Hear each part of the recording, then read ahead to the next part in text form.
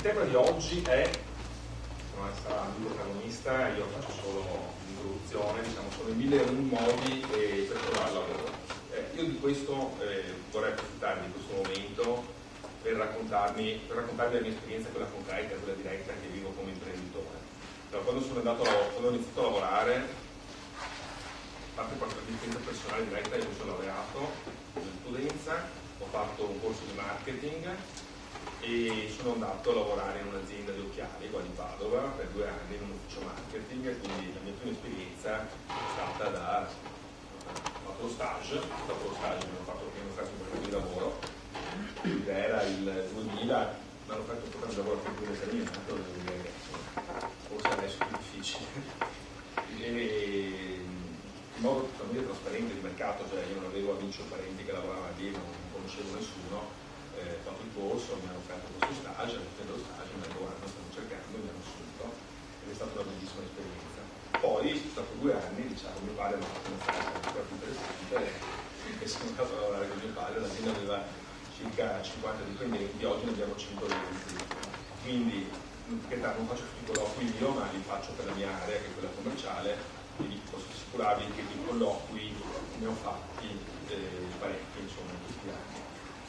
E cos'è che vedo? Tutto, prima premessa, ho sentito raccontare diverse volte, l'Italia è uno dei paesi dove si scrivono meno curriculum e se ne inviano meno. E questo è un segnale di grande arretratezza da questo punto di vista del nostro paese. D'altra onda nessuno ci crede, no? Quindi cosa lo faccio fare? Lo scrivo, non rispondo a nessuno, non si sa niente, e questo è purtroppo come siamo messi. Quindi ci sono persone che non è che lo scrivono, non è che lo scrivono, si pensa che il modo migliore di trovare lavoro sia il passaparola agli amici e ai parenti. Ma voi pensate se il destino della vostra vita lo potete affidare solamente a questo canale qua? Cioè, è molto limitativa come possibilità. Perché alla fine il lavoro, sì, quando uno può cambiare tante volte il lavoro della vita, ma i lavori della vita saranno 2 o 3 massimo, quindi non è una cosa così banale da chiuderla in un ambito così ristretto di quelli che possono essere appunto gli amici e i parenti. Quindi io dico, anche se in Italia c'è questo strumento non ci si crede, io dico invece prima roba, scrivete il curriculum sintetico del fatto, per visitare, oggi ci sono un sacco di link per scrivere il curriculum che vi servono dei consigli e inviatene tantissimi. Ovviamente dove voi pensate che sia la modalità che possa più interessarvi. E poi ci sono tutte le definizioni. Altra cosa che io vedo durante i colloqui e vedo anche il modo in cui le persone si approcciano al lavoro. Vedo un atteggiamento, secondo me, che non è quello, diciamo, che l'imprenditore si aspetta da un giovane che inizia. Un'impresa è quello che si dice, no? È una missione di servire una clientela, un mercato con un prodotto o un servizio e di farlo con profitto. Anzi, profitto misura quanto noi siamo stati bravi e capaci a soddisfare quelle esigenze del mercato. E quindi c'è sempre un imprenditore a capo, generalmente. E entrare dentro quell'azienda vuol dire entrare dentro quel progetto, dentro quella squadra, entrare dentro quel disegno che ha in testa l'imprenditore. Se è un bravo imprenditore avrà un progetto molto importante, se no avrà uno più modesto. Questo lo vedete facilmente dalle dimensioni dell'azienda e dal ritmo di crescita che ha l'azienda. Quindi questo cosa vuol dire? Vuol dire avere un talento, ma quello tutti ce l'hanno.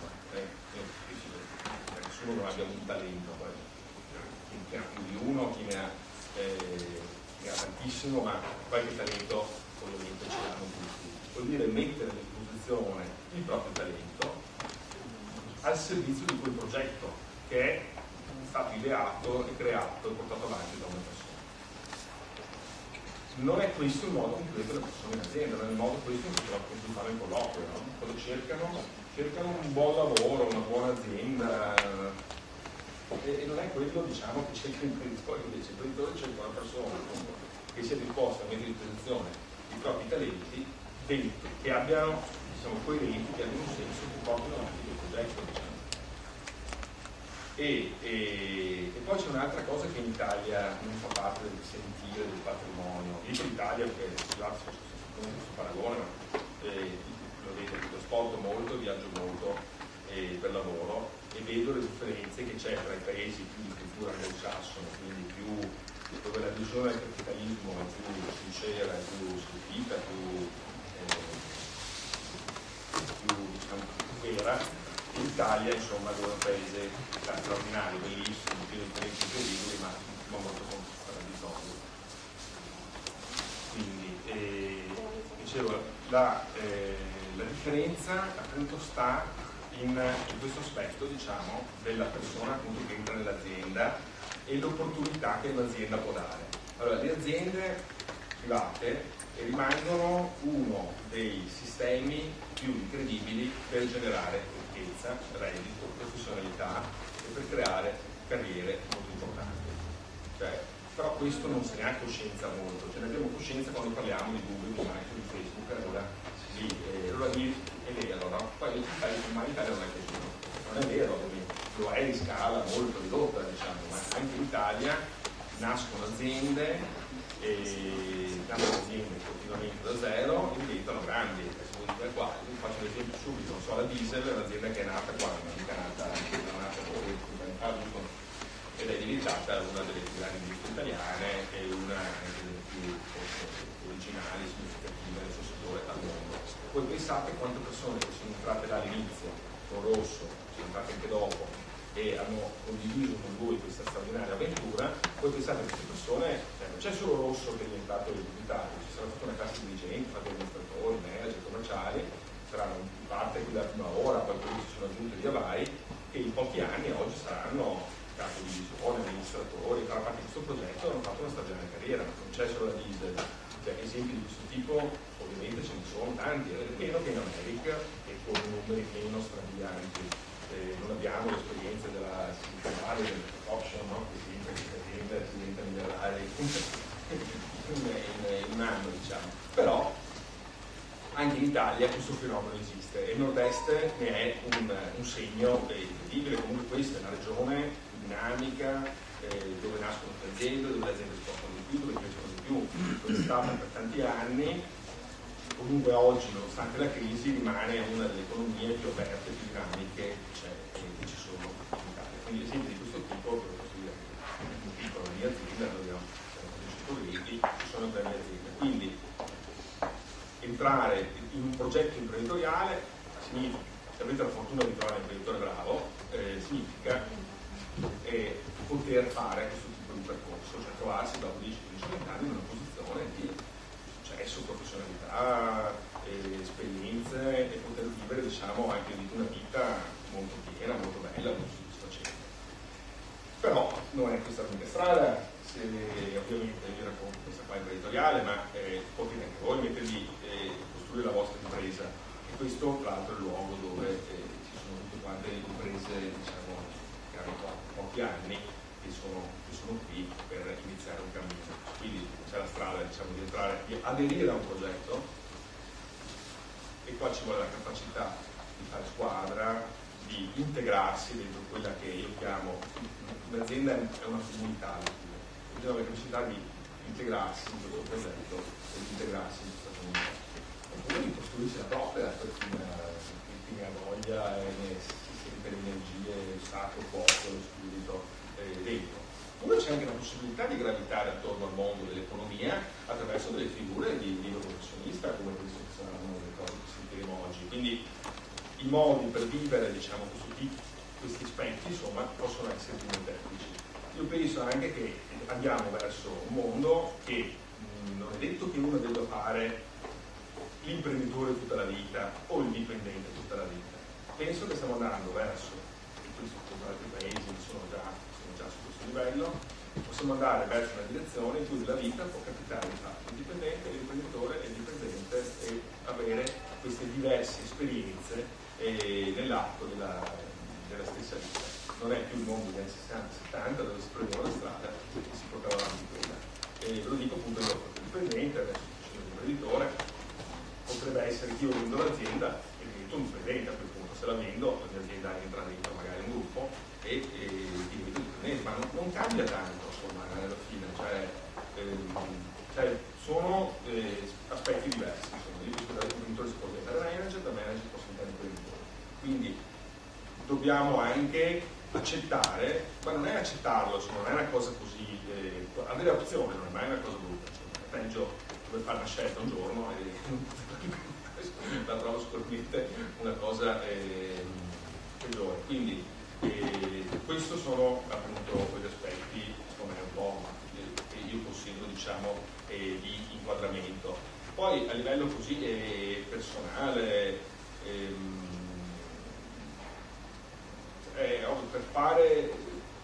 per avere successo nel proprio lavoro, insomma, dico una cosa banalissima, bisogna che ci sia una grande passione verso quello che stiamo facendo, insomma. Se no è quasi impossibile avere successo, perché le energie di cui abbiamo bisogno tutti i giorni non si creeranno senza questa molla, insomma.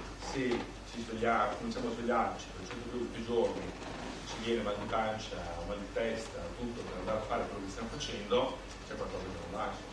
È meglio risettarsi, farsi lo specchio e cambiare strada, e non insistere su quella strada lì, cioè, non si potrà da nessuna parte, insomma, abbiamo solo, non bisogna confondere con un momento passeggero, con un momento definitivo, però questo io lo considero veramente importante, insomma.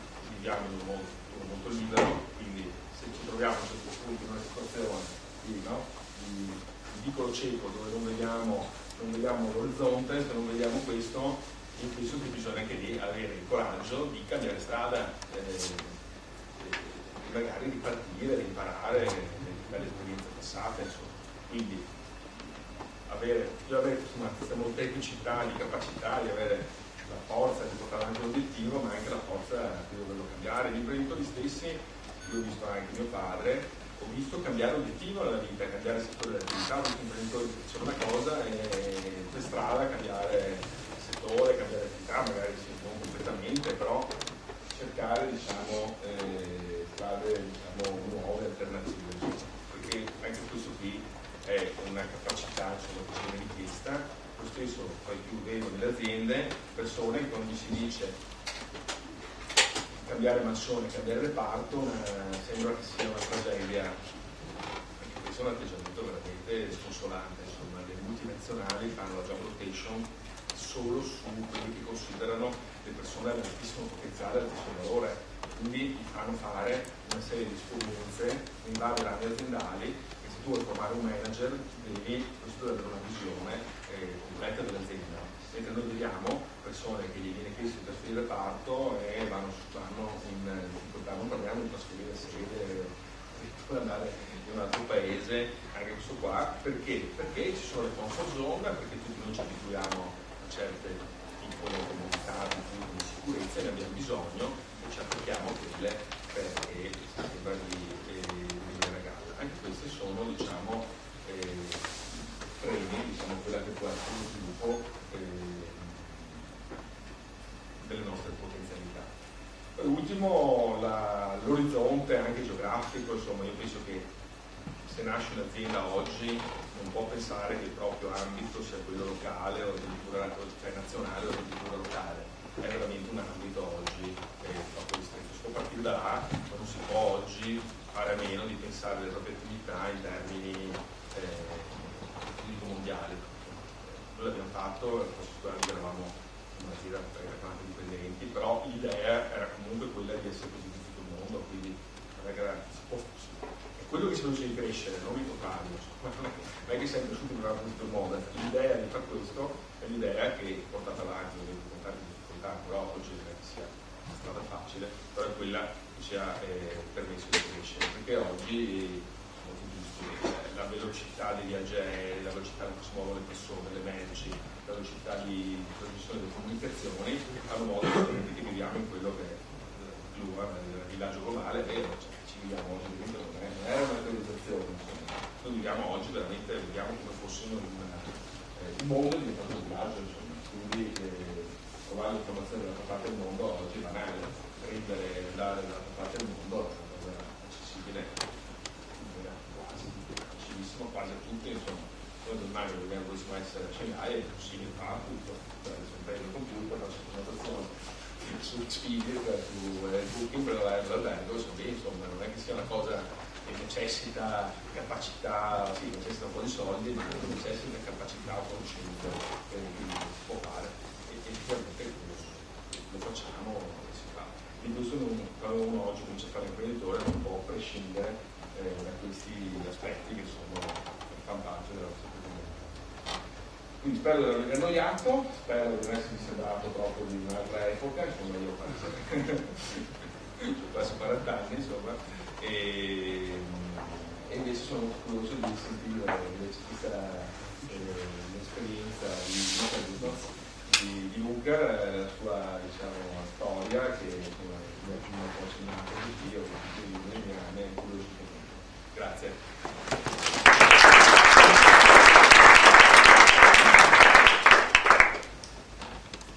Io mi alzo, sono un po' agitato quando parlo, e siccome sono circa un centinaio di slide, magari non tutto qua, quindi nessuno in realtà per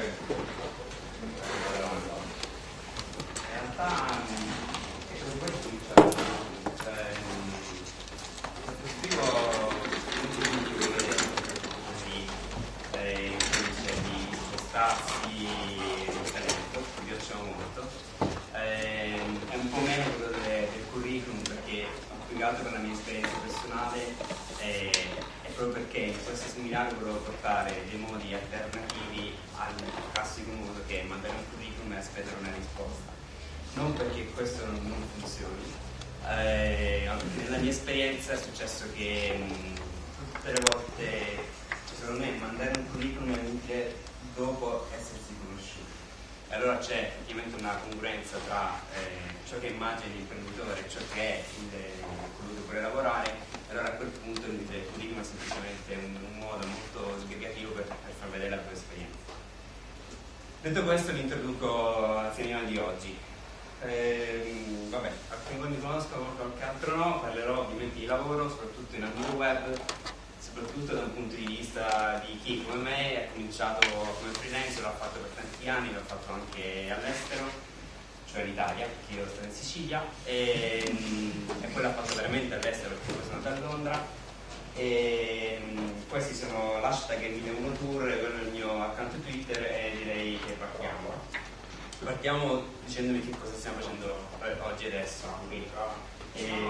Allora, questo qui è il seminario itinerante, lo sto portando in alcune città d'Italia perché mi piace viaggiare, allora mi serviva una scusa per viaggiare e mi sono inventato questa cosa. Fondamentalmente ho cominciato più o meno a Roma, dove qui ci sono i ripetenti di Roma, e l'intervento è andato abbastanza bene, mi sono divertito e ho detto ma perché non lo possiamo fare in altre città d'Italia, così creiamo tanti più licenziamenti e veramente succede qualcosa di grande in questo paese. E quindi cominciamo. Mi piace cominciare presentando voi, cioè le persone con cui io parlo, quindi chi mi sono immaginato quando ho fatto questa presentazione. Si sente? No, il mio cellulare. Ah, ok. Saluta. Allora, quindi vi presento. Nelle prossime 3 slide vi dico brevemente, secondo me, come si può rappresentare la vostra vita, anche ci metto anch'io. Fondamentalmente voi a un certo punto nascete, poi studiate, disoccupate. Questa più o meno è una storia di tutti noi, soprattutto della mia generazione, della mia anche quella futura, grazie. E da questa situazione, volenti o nolenti, siamo costretti a uscire. E quindi a un certo punto qualcuno di voi, magari tra i più fortunati o più sfortunati, dipende dai punti di vista, avranno assaporato il mondo del lavoro. Il problema, sapete qual è? Il problema è che questa foto, signore e signori, è falsa. Questa foto è stata acquistata da iStock Photo a €1,50 ed è falsa perché in circa 10 anni di carriera da freelance intanto non mi sono mai vestito in giacca e cravatta e soprattutto non ci sono mai state 2 signorine avvenenti contente del fatto che io avessi appena chiuso una tasca. Dunque il mondo del lavoro non è così. Un mondo di lavoro invece è più simile a questo. Questo probabilmente sarà il vostro collega, questo è il vostro datore di lavoro e questa è la vostra condizione economica. E quindi quando mi piace parlare di lavoro io parlo con chi ha in mente questi problemi e soprattutto vuole una soluzione. E se volete delle soluzioni così rapidi, facili, da edicola, beh, ce ne sono tanti. Ovviamente anche molto più facili di quelle di cui parlerò adesso. Il problema è che non sono le soluzioni di cui voglio raccontare, intanto perché non ho avuto questo piacere, non sono mai stato così fortunato. E invece la mia soluzione ha a che fare con qualcosa che io domando spesso al viaggio. Mi piace tantissimo la figura del viaggio, mi piace viaggiare e mi piace perché quando viaggi spesso non sai mai cosa ti può capitare quando arriverai. E allora tu, quando sei in partenza per una nuova professione, non sai effettivamente che cosa succederà. E soprattutto un viaggio dove c'è pochissime persone che ti indicano effettivamente una strada sicura, e quindi c'è tantissimi ponti pericolanti e non sai mai quello che può accadere. E parlando di questo viaggio, vi dirò quindi un po' di consigli, anche se mi piace dare consigli, basati quasi esclusivamente sulla mia esperienza. Per esempio una cosa con cui bisogna cominciare è in realtà una cosa che ho sempre odiato praticamente da sempre, cioè la statistica, cioè i numeri.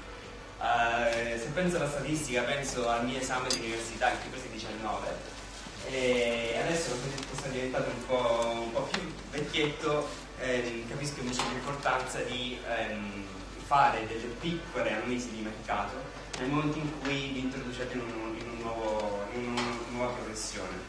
Per esempio, qui parleremo quindi di web, di freelance, web design, di sviluppo web e sono andato a prendere un po' di dati che mi interessavano e questi dati sono questi. Intanto siamo in un paese che ha il 12% di disoccupazione, tra cui quella giovanile è il 40%, però secondo me qua in quest'aula ce lo possiamo ben fregare.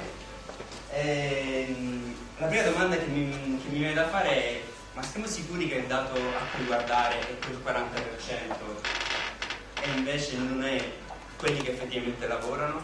Perché di questi mi preoccupo perché non so quanti soldi portano a casa e se riescono a fare tanti soldi appunto da pagare l'affitto, pagare la cena alla propria ragazza, permettersi una pizza al sabato sera e poi mettere dei soldi a parte con cui poi farà quello che cavolo gli pare, però possibilmente un investimento per i suoi soldi. Secondo me ce ne sono tantissimi in questa percentuale che non ci riescono e quindi stanno meditando di cambiare lavoro. In America, per esempio, questa è una statistica recente, si dice che il 55% delle persone vogliono cambiare lavoro.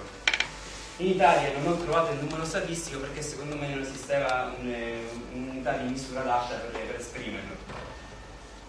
Un altro dato che mi è interessato molto è che in Italia ci sono circa 5 milioni di freelance e inizialmente pensavo pochi, in realtà siamo il terzo paese che ha il più alto numero di freelance in proporzione alla forza lavorativa, all'intera forza lavorativa. E questo mi ha fatto molto specie, soprattutto pensando che i primi due sono Turchia e Grecia, che certamente non godono di una grande fama. Allora, le due domande chiave quando cominciate a approcciare una nuova professione secondo me sono queste. Ok, io voglio fare il web designer freelance. E la prima domanda che secondo me dovreste farti è: quante persone stanno facendo quel lavoro nella città in cui lo voglio fare? Allora, per realmente intendo persone che realmente portano a casa dei soldi da quella professione e con quelli poi si pagano le spese, eccetera, eccetera. Questo lo devo sottolineare perché spesso non è quello che accade. E nella mia città che vuol dire? Ce ne sono 0, ce ne sono 100, ce ne sono 1 milione. Allora, questo dato per me è fondamentale per capire se mi sto mettendo in un mercato che non ha speranza, o meglio, in un mercato in cui ci sono per esempio 0 persone che fanno il lavoro che io voglio fare. È un mercato positivo? È un aspetto positivo o negativo? Dipende. In realtà è statisticamente impossibile che tu possa riuscire. Il fatto che sia statisticamente impossibile non vuol dire che sia impossibile. La cosa bella della statistica e dei numeri è che ci sono questi numeri che a un certo punto dicono qualcosa, poi arrivano i gradivi e interpretano delle cose completamente diverse. Quindi col numero per esempio 0 0 persone che fanno il vostro lavoro nella vostra città, vuol dire che voi potreste essere i primi. Oppure vuol dire anche che non conviene fare questo lavoro in questa città e allora forse sarebbe meglio spostarsi oppure cambiare professione. E un'altra domanda che mi sono sempre chiesto e a cui non ho mai trovato risposta, cioè la risposta me la sono autodata ogni volta che andavo dal cliente sperando di non venire a caso, era quanto guadagna effettivamente in questo caso il freelance, quindi web design e sviluppatori, quindi la nostra professione web. Va bene, io ho trovato un numero e ve lo dico, che è questo. Cioè mediamente un freelance in Italia, parlo di web design e sviluppo web, guadagna 27.500. È poco o molto? Non lo so, calcolate che tolte le tasse più o meno metà del vostro stipendio se ne andrà nel vostro miglior socio che è lo Stato, e soprattutto quello che vi dovrebbe servire è sapere fare dei confronti, quindi con altre città e possibilmente anche con altri paesi, cioè sapere che a Londra o a San Francisco mediamente una persona che fa il vostro stesso lavoro guadagna molto di più, non vuol dire necessariamente che voi dovete andare lì, vuol dire semplicemente che una persona ha pari competenze sta guadagnando quella cifra, e dopodiché partono le interpretazioni che possono essere: io voglio rimanere qui perché ho altri vantaggi, che può essere ok, allora io vado lì, cerco di capire perché succede questo, poi torno qui e lo rifaccio, eccetera eccetera eccetera. Questa preparare un buon curriculum. Io ho cercato, come ho detto prima, in realtà tante soluzioni che vanno contro questa proposta, e quindi la prima cosa che mi sento di dirvi, basata esclusivamente sulle mie esperienze, è che preparare un buon curriculum è la morte. È la morte perché per fortuna ho trovato una statistica anche qui che dice che vengono inseriti su monster.com circa 427.000 curricula a settimana. Numero alto o basso non lo so, però mi interessa il fatto che ci sono circa 250 curricula per lavoro, e che quando il vostro datore di lavoro posta il lavoro, la file, riceve il primo curriculum dopo 200 secondi, e che impiega circa mediamente 5-7 secondi per leggere il vostro curriculum. Dunque basta curriculum, potete provarci, ne potete mandare tantissimi. Non a caso la prima volta che ho trovato un lavoro a Roma lo trovai mandando un curriculum, mandandone 1255 più o meno. Lo so con precisione perché feci uno script che in automatico prendeva tutte le mail di un sito di agenzie di pubblicità, e quindi in automatico sparava curriculum finché uno non mi ha risposto. E quindi diciamo, secondo me è molto complicato che voi mandate un curriculum e riceverete così una risposta. Allora qualcuno di voi mi dice no vabbè, però adesso aspetta, c'è la lettera di presentazione che fa una bella differenza. Forse. Tutto quello che so di una lettera di presentazione l'ho scritto qui su un articolo su Webhouse, vi invito a leggerlo, soprattutto vi invito a divertirvi a prendere i popcorn e preparare per la serata, perché ci sono circa un centinaio di commenti e io praticamente ogni mese ricevo minacce di morte per questo post che ho scritto, per gente che dice tu non hai nessun titolo di dire questa cosa, non lo dovevi dire, sei un virus, io ti odio, più o meno insomma questo è il succo delle cose. Prima o poi con questi commenti non lo so, però la cosa che mi interessa anche qui statistica è che circa il 17% delle lettere di presentazione vengono effettivamente lette. E allora, dopo aver visto questi dati, quello che mi viene a dire è: se voi riuscite effettivamente a ricevere una risposta dopo essere entrati in questa specie di imbuto che vi è sempre così difficile, o siete dei bravissimi scrittori e a quel punto non è necessario inviare un curriculum, oppure fate altro, e di quest'altro ne parleremo. Per esempio, voi non lo sapete, ma vincere una lotteria istantanea è addirittura più facile che aver letto la propria lettera di presentazione. Quindi non ci credo nemmeno io, a puntare alla ruletta un numero da 1 a 12 è addirittura più semplice che essere scelti attraverso il numero. Vabbè, soluzioni ok, erano stupidaggini, quindi basta la lettera di presentazione. Allora che cosa che ci consigli? Dunque, primo passaggio, andate dov'è che vengono pubblicati in maniera informale degli annunci di lavoro, che sono questi, ce ne sono tantissimi altri, ci sono siti web, gruppi, pagine Facebook, eccetera, eccetera. Sapete qual è la cosa? Che io adesso vi posso anche dare la lista, quando lì sicuramente troverete delle start-up che cercano dipendenti, eccetera, eccetera, eppure questa non è ancora una volta la soluzione definitiva. E sapete perché non è la soluzione definitiva? Perché voi state cercando un lavoro, ma così è troppo facile. Così è troppo facile perché nella mia esperienza il periodo in cui vai a Roma, vai dall'edicola, prendi Porta Portese, apri, vai in sezione web e cerchi il tuo lavoro, non esiste più. È difficilissimo trovare degli annunci adatti al vostro profilo, con delle buone paghe, eccetera, eccetera, eccetera. Allora, cercando lavoro non funziona più. Cos'è che funziona? Beh, funziona per esempio cercare persone. Cioè, persone brillanti, talentuose, in cui voi vedete che faranno qualcosa, non importa se lo stanno facendo in quel momento, l'importante è che scoprite il loro talento, e allora per affinità, perché queste persone cominciate ad apprezzarle, cominciate a stargli vicino. Ecco, mi consiglio intanto per cominciare, modalità sanguisuga, state attaccate a queste persone.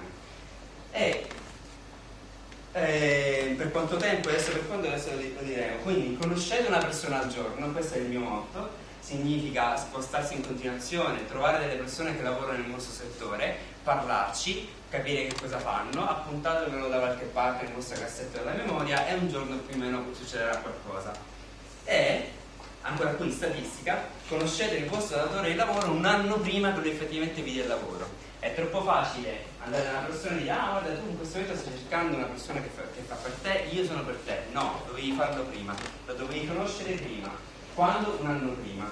Quindi armatevi per conoscere persone brillanti che tra un anno avranno la loro bella azienda e diranno: ma cavolo, mi serve immediatamente una persona brillante per questo genere di lavoro, e ce li ha accanto, e ce li ha vicino.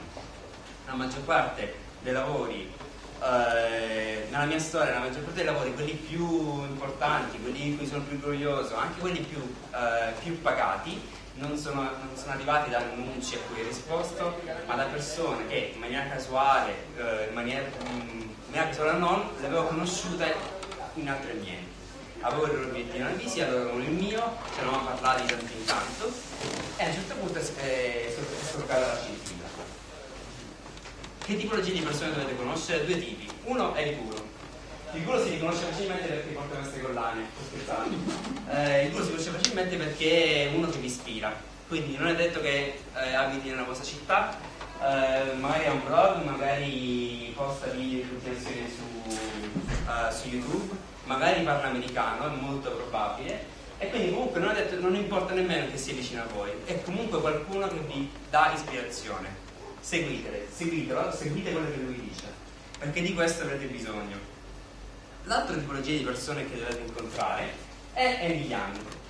Vi do pure il nome e il cognome, bombardatelo di mail, sto scherzando. Allora, lui è stato il mio primo datore di lavoro quando andai a Londra, e ho preso il suo contatto LinkedIn e volevo io mostrare, perché io quando lo incontrai ero in un bar, stavo bevendo, ero circa la mia terza birra, e vidi una persona così, ancora più giovane, che aveva 23 anni, in maglietta. Quindi il vostro datore di lavoro non è detto che abbia intanto la vostra età, forse anche più giovane, forse indossa una maglietta, forse è una persona molto più informale, o comunque che incontrate in contesti molto più informali di quello che pensate. Dove trovate queste persone? Questi sono soltanto 4 esempi, però in generale in posti fisici, mai web. Quindi, per esempio, Indigeni Digitali è un gruppo su Facebook che organizza costantemente degli aperitivi in tutta Italia. Ottimo per scrivere aperitivi. Eventbrite è un motore di ricerca di eventi. Andate lì, scrivete eventi web Padova, tirerà fuori alcuni eventi, andate con la vostra valigetta, con la cosiddetta vista, e scrivete. Meetup non funziona tantissimo in Italia, forse un po' più a Milano, ma soprattutto all'estero. È una specie di supermercato, un grosso supermercato di professioni. Quindi ci sono tantissimi professionisti che si incontrano strasettoriale, quindi soltanto sviluppatori PHP, soltanto eccetera eccetera, voi andate lì con il vostro bigliettino di visita e vi riconoscete che ne usate e siete certi che in una stessa stanza ci sono tutte le persone che lavorano comunque nel vostro settore o addirittura che fanno esattamente la vostra professione. Webitin ho preso uno a caso dei centinaia di eventi web che ci sono nel mondo. Molti costano tanti soldi, 200, 300, 900 euro per andarci. Per esempio c'è Next Berlin, che è bellissimo. Qual è il punto? Che gli incontri che si fanno in questi luoghi hanno una carica emotiva talmente elevata che le persone che incontrerete si ricorderanno di voi per tantissimo tempo, perché entrambi avete fatto la stessa scelta di acquistare un biglietto molto costoso ed essere presenti lì per ascoltare certi tipi di argomenti. Questa è una slide canzone per dire che il treno è stato inventato nel 1603, quindi possiamo usarlo tutto. Niente, proprio, va bene, consiglio, dillo. E a questo punto dici, cioè, tu ti sei fatto venire qui di sabato pomeriggio, io cerco lavoro e tu mi dici che cerchi lavoro, ma vuoi che io non abbia fatto questa cosa? No, non l'hai fatto. E vorrei fare un esperimento qua. Allora, per alzata di mano, vorrei sapere tra di voi, tanto per cominciare, chi è che sta cercando un lavoro o un progetto in questa sala? La metà. No, devi riformulare meglio la domanda. Significa che l'altra metà offre lavoro, immagino. Quindi basta che vi parlate, c'è un segnale più. Oh, la metà sostiene che cerca un progetto o un lavoro. Di questa metà, a quante persone... Allora, avete detto che cercate lavoro ai vostri familiari? Per alzate di mano, gli stessi che prima hanno alzato la mano. Chi è che l'ha detto? Di tu di più, bene. Tra queste persone, chi l'ha detto a tutti i suoi amici? C'è qualcosa che non mi torna alle ore statistiche? Ok. Quanti l'hanno scritto su Facebook e su Twitter? Oh, ok, 4. Ok, tendenzialmente non usiamo tutti i canali che abbiamo a disposizione per dire che stiamo cercando lavoro. E perché? Perché fondamentalmente dire che stiamo cercando lavoro è da sfigati, diciamoci la verità, e quindi lo diciamo in ambienti sicuri dove ci sentiamo protetti, lo diciamo ai nostri amici. Il problema è che i nostri amici normalmente sono dei dipendenti di vecchia data e non ci capiscono. E quindi non riusciamo così a smuovere dei contatti a cui normalmente non arriveremo. Quindi il primo consiglio assoluto è dillo. E come lo fai? Costruendoti una storia. Allora, la storia funziona così. Costruire una storia funziona così. Avete a disposizione, quando incontrate una nuova persona, avete a disposizione dai 5 ai 60 secondi prima che l'altra persona sia noi e cominci a svegliare. La sensibilità in cui la vostra storia deve essere più o meno lunga è soltanto vostra, quindi voi con l'esperienza dovrete cominciare a capire quanto potete dilungarvi e spiegare che cosa fate. Ma in ogni caso voi a casa, quando vi svegliate di fronte allo specchio, un consiglio è quello di provare la vostra storia come se fosse un pitch, come se fosse una startup, e la storia deve essere provata in diverse lunghezze. Quindi provare per esempio la vostra storia in 5 secondi, quindi una persona che incontri sul tram e dice guarda io sto facendo questo, ho bisogno di questo, subito, 30 secondi, 1 minuto eccetera eccetera. Quando sarete molto bravi a spostarvi molto facilmente tra una storia molto molto breve e una storia molto molto lunga, prenderete le livello di Super Saiyan, a quel punto sarete molto a un passo dal vostro prossimo lavoro. Che cosa dovete dire in questa storia? 3 cose. La prima cosa, ditemi chi sei. Quindi, come ti chiami? Facile, questo è facilissimo. Cosa fai? Quindi, che cosa stai facendo adesso? Non vale dire sono studente di, meglio se dite sono disoccupato, cioè ditemi la professione o comunque l'ultima professione che avete fatto. E terza cosa che sembra scontata e a cui non arriva quasi nessuno, probabilmente perché a cosa fai già qualcuno se n'è andato, è che cosa vuoi. Quindi tu mi dici che ti chiami così, fai questa cosa, ma da me che cosa ti aspetti? Quindi stai cercando lavoro? Sì, ma che tipo di lavoro stai cercando? Stai offrendo lavoro? Sì, ma che tipo? Cercate di essere il più specifici possibile. Immaginate che l'altra persona si stia annoiando a morte, così avete sempre la possibilità, sempre più tempo del dovuto. Il fatto di non dire che cosa fate è il motivo per cui c'è una lista infinita, un po' su Facebook, un po' su LinkedIn, di persone che mi aggiungono ma non mi dicono mai che cosa vogliono da me, e questo mi fa stare in ansia da voi. Ditemi che cosa volete e allora vi accetterò, anche se volete da me una cosa che io non ho, va benissimo, ma se io non mi incasello in qualcosa che io prima o poi vi darò, cominciano già a chiamarmi per questo genere di problemi. Allora, un esempio che faccio quando vi presenterete con questa bella storiella è l'esempio del chinotto, no? Famoso l'esempio del chinotto. Il famoso esempio del chinotto, dove c'è metto anche qua. L'esempio del chinotto è questo. Dunque io non sono un buon cliente per il chinotto, anzi sono un pessimo cliente, ne berrò 1 o 2 l'anno, e invece bevo molto di più Coca-Cola. Così dice che questo se ne frega. No, mi interessa perché per il fatto che io del chinotto sono andato a vedere su internet e una delle foto, praticamente quasi l'unica foto che viene fuori del chinotto è questa, vedi fuori dal coro. E quando ho visto questa foto ho pensato, ecco vedi, io non sono per niente un cliente di questa azienda, se io non ci fossi questa azienda probabilmente non noterebbe la differenza, eppure una cosa che io so da quando sono nato è che chi no bevi fuori dal coro, cioè sta cosa io la so proprio a livello ancestrale, io la so da quando sono nato più o meno, e il fatto che me l'abbiano ripetuto in maniera costante, presente nel tempo, attraverso qualunque mezzo, mi fa spaventare, mi ha fatto sta che io fino alla fine dei miei giorni più o meno sarà una delle poche cose che ricorderò della mia vita. Bene, benissimo, prendete questo esempio perché è esattamente così che vorrei che comunicaste. In questo modo, bombardando in continuazione le persone con cui voi volete parlare, quelle persone vi assegneranno un tag e diranno ok, Luca Panzarella, questa qualità non mi interessa quale, l'importante è che sia una, la persona non se lo dimentica più, e anche se l'occasione si presenta fra 5 anni, io avrò fatto una connessione talmente potente che io comunque vi ricontatterò. E voi mi dite sì, ok, però facile fare esempio col chinotto. Il chinotto fa pubblicità e ha un sacco di soldi per farlo e io no, io mica sono un'azienda. Col cavolo, perché voi avete un sacco di strumenti gratuiti che vi possono servire per essere anche più forti del chinotto.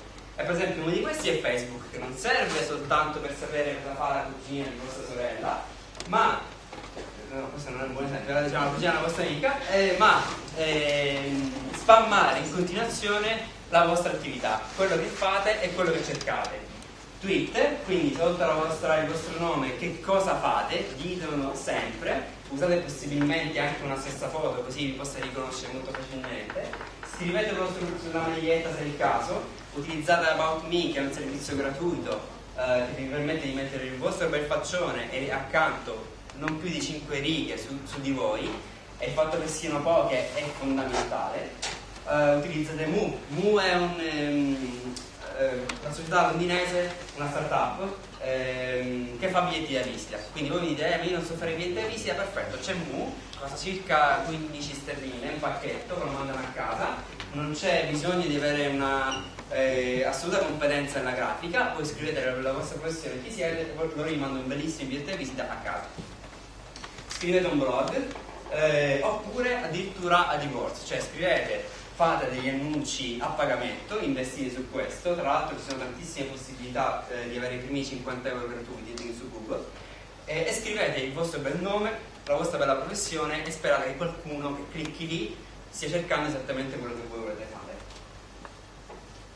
Allora, a questo punto del talk di solito, e io quasi lo farei, sento abbastanza in confidenza, chiedo ai partecipanti di alzarsi e cambiare posto.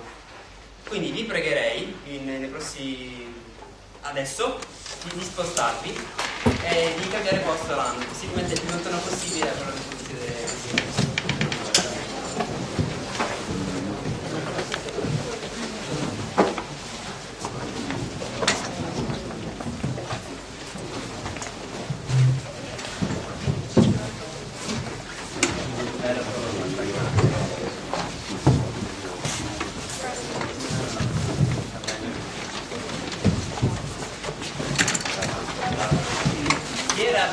scoppia, per favore che si scoppi, perché poi non va.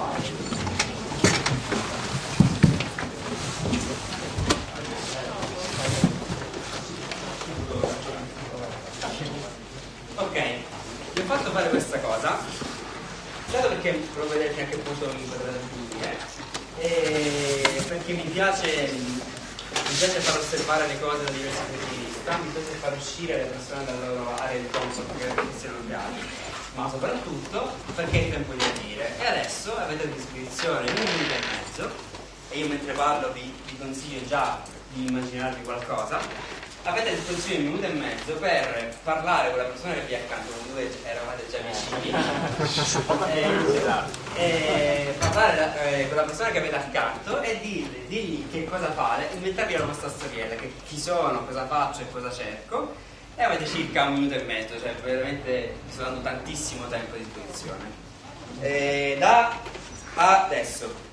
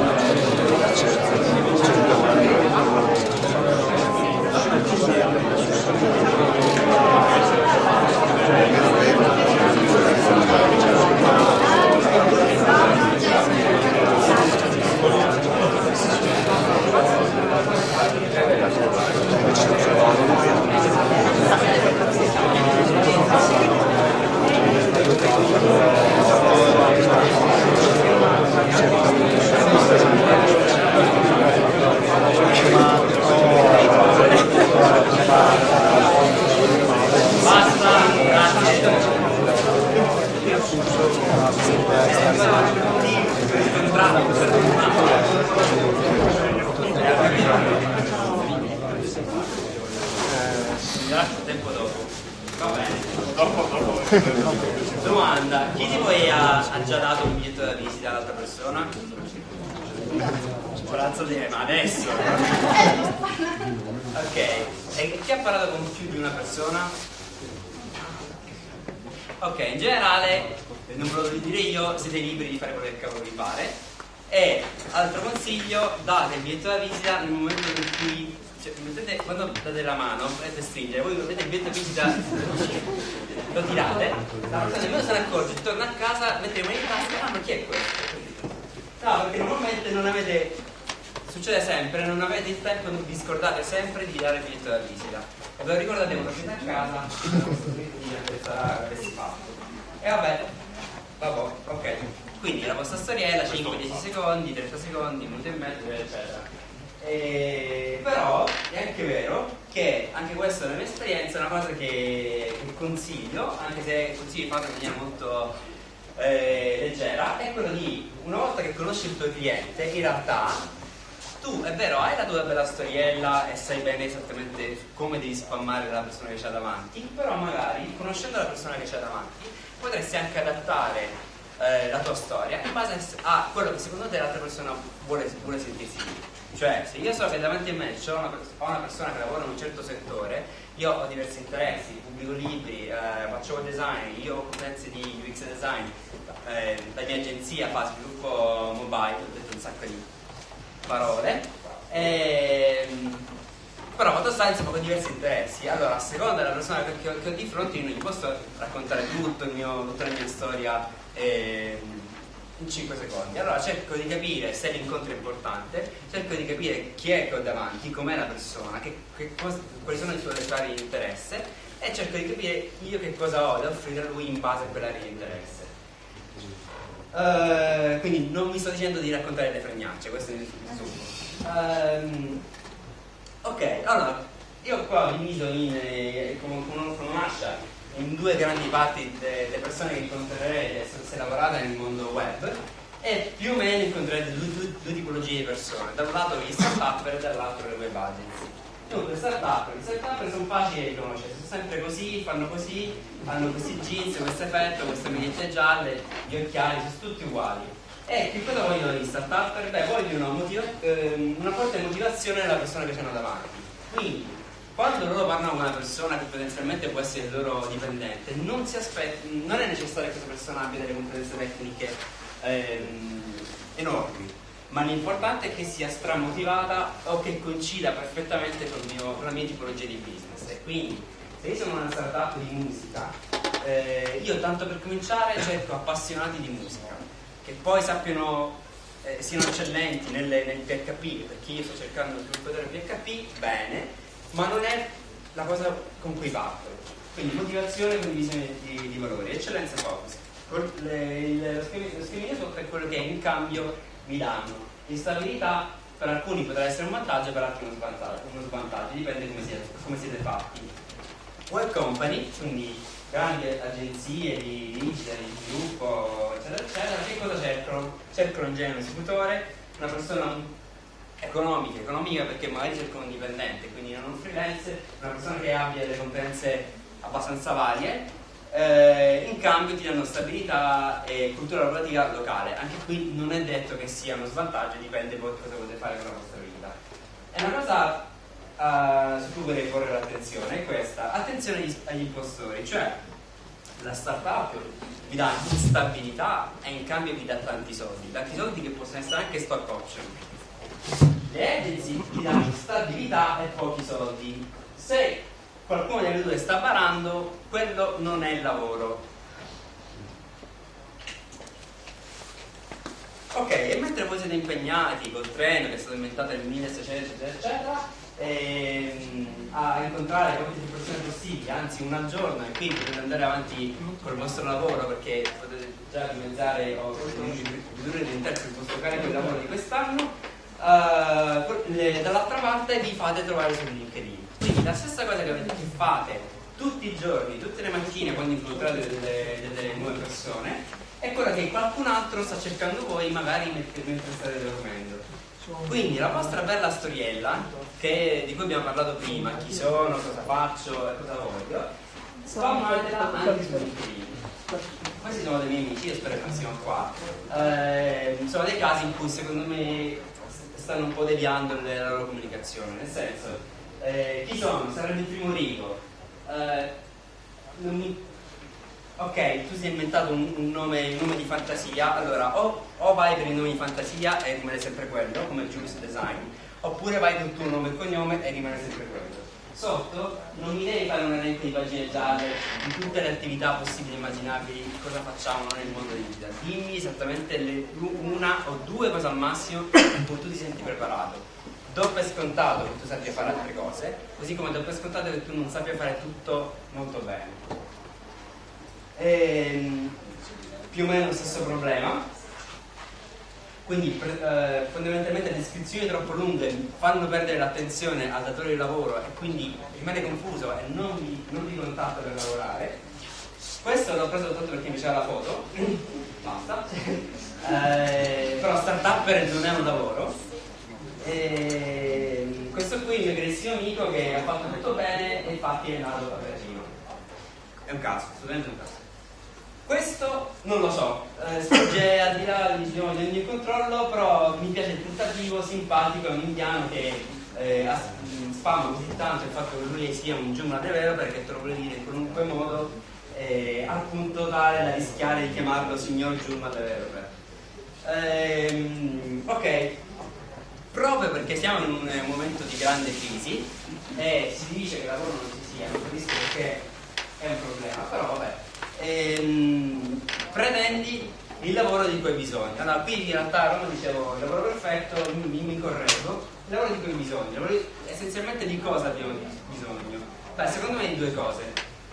Uno, soldi, cioè voglio che mi pagate tantissimo per quello che sto facendo.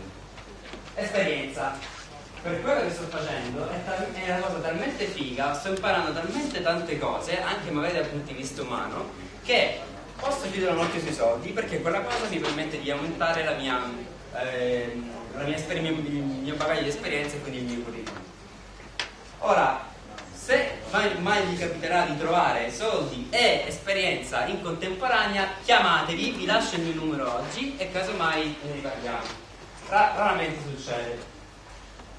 E se non te lo permettono, ho una soluzione, e questa diciamo una delle slide più tristi diciamo della presentazione, che è o lo crei o lo vai a cercare. Crei che vuol dire non voglio che poi perché molti mi dicono però tu inizi le persone a inventarsi un nuovo lavoro, c'è questo falso mito della Silicon Valley, qui non siamo in Silicon Valley, non ci possiamo inventare un lavoro.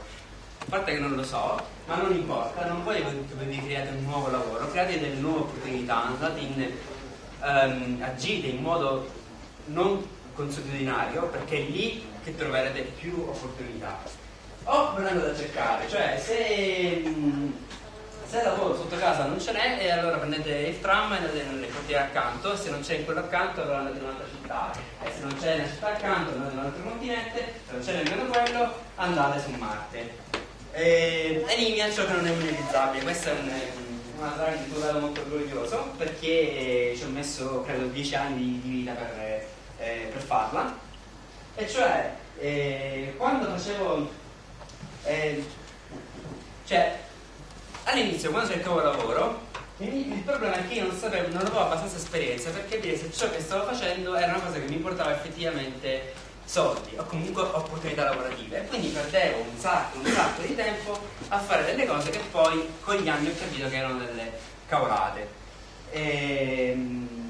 Bene, vi ho fatto lo schemino, una prossima slide, delle cose che ho capito che sono cavolate e delle altre cose che invece mi hanno portato a qualcosa di monetizzabile. Pronti? È questo. Allora, lato sinistro, quindi sbagliate. Il lato sinistro tendenzialmente lo lascerei a dopo la pensione. Il lato destro prima della pensione. Non so se ci sono delle cose che volete approfondire, perché non le voglio approfondire, però se ci sono dei dubbi su qualcosa, vengono qua. Poi tendenzialmente ho capito che eliminando un sacco di rumore che facciamo tutti i giorni, facendo delle attività che non portano dei soldi, prendendo questo tempo e rimpolpandolo con delle attività che magari sono più scomode, però alla lunga ci portano del reddito, magicamente ci fa cominciare a guadagnare dei soldi, che è diverso da chiaramente trovare lavoro. Però una volta che già avete dei soldi in mano, ne possiamo parlare. Ok, non ascoltate i miei consigli. Prima ho detto seguite i maestri, poi ho determinato ad ascoltare, perché secondo me una volta che ascolti il consiglio sei ormai fregato, perché quella cosa è entrata talmente dentro per cui mentre tu pensi di non seguire, in realtà lo seguirai. E soprattutto perché quando siete alla ricerca di un lavoro siete in una fase molto delicata, siete molto sensibili. Tendenzialmente chiederete consigli al vostro miglior amico. Il vostro miglior amico magari non è una persona come voi, magari lavora dipendente da 20 anni mentre voi volete fare i professionisti, e vi dà dei consigli che non sono appartenenti alla vostra persona.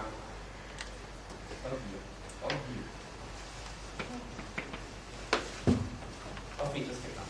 Allora, questa è una slide che metto sempre durante le mie presentazioni. Mi piace un sacco, anche se non c'entra molto con quello che sto dicendo, e mi piace perché è una conversazione che ho avuto realmente con un lettore di blog prima di andare a Londra, e io già allora ero terrorizzato, potete immaginare, no?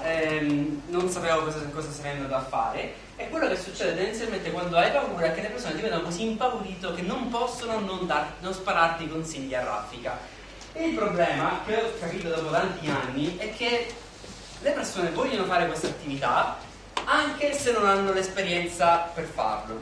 quindi non hanno il titolo o hanno sentito dire delle cose o a volte semplicemente non lo sanno nemmeno, ma mi vedono così in difficoltà da non potervi non aiutare. Voi ci credete perché siete in una fase sensibile e credete per esempio che una persona vi potrebbe convincere di non andare a Londra pur non essendoci mai stata. Vabbè, su Londra hai altro da dire, ma per il momento ci fermiamo qua. Quindi, allora, calma. Ogni volta che qualche volta viene fuori qualche discorso del tipo che all'estero apparentemente sembra che ci sia più di lavoro. E quando lo dico sono tutti contenti mentre parliamo, poi quando esco fuori dall'aula in genere ci sono i cecchini che mi spaventano e però questa cosa non mi viene. Allora, una soluzione che potrebbe mettere in pace tutti è che, secondo me, se lavoriamo nel settore digital, comunque innovativo, tra virgolette, e quindi siamo degli innovatori, è essenziale che noi stiamo vicini all'innovazione. Questo non vuol dire che voi dovete per forza espatriare, ma vuol dire comunque che voi in qualche modo questa innovazione la dovreste toccare prima o poi nella vostra vita e possibilmente a intervalli regolari, dove basta.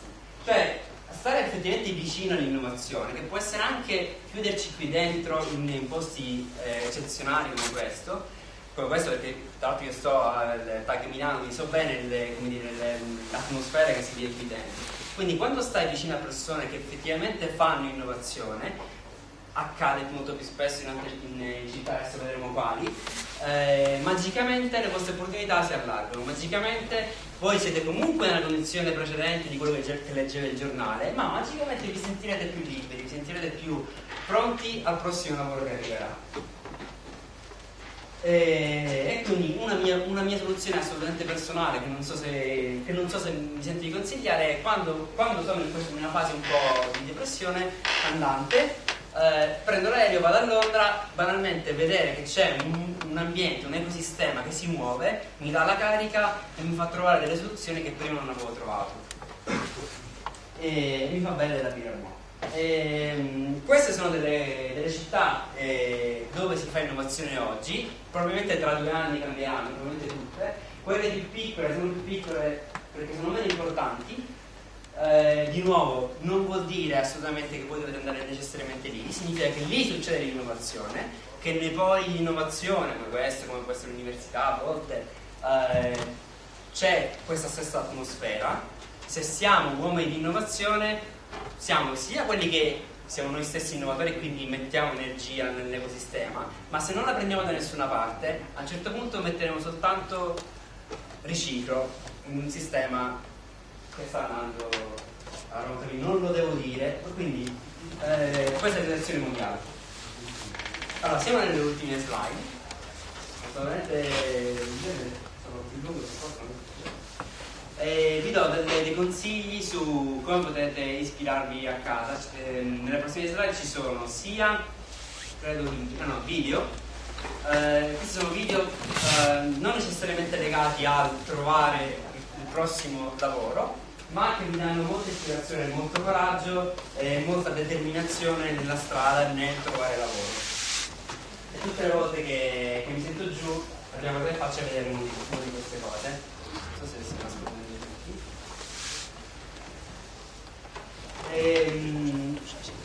L'altra slide è leggere questi ebook.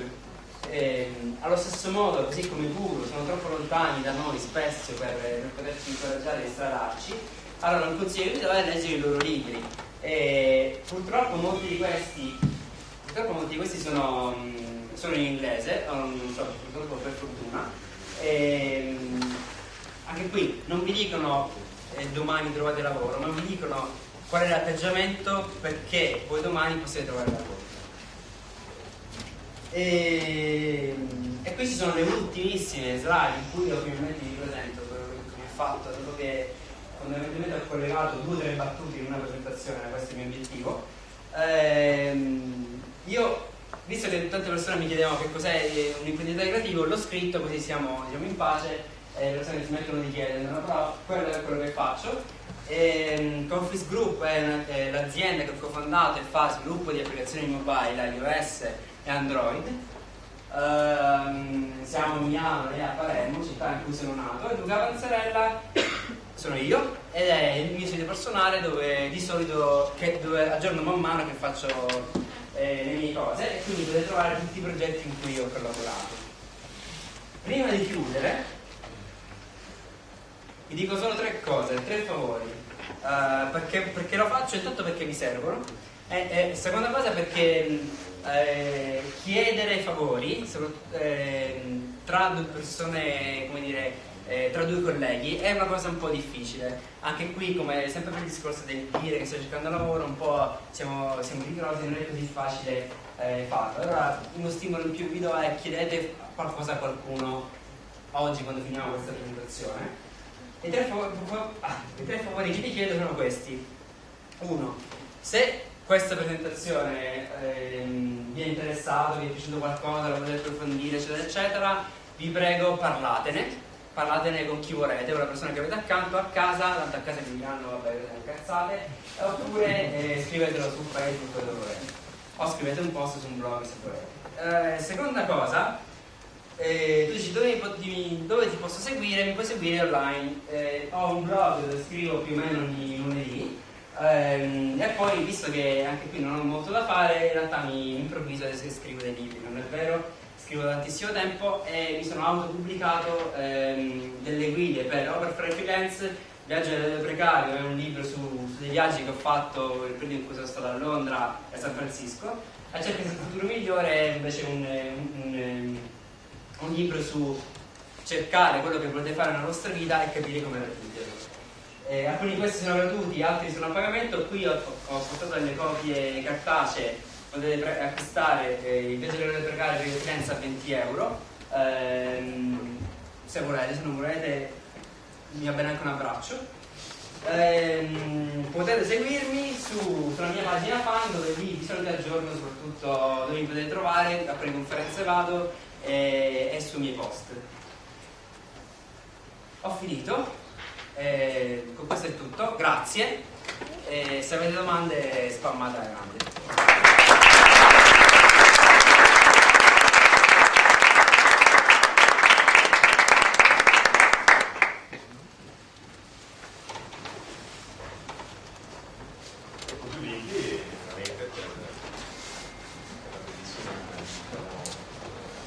Illustrazione di una serie di tips and tricks, no? Sì, per fare per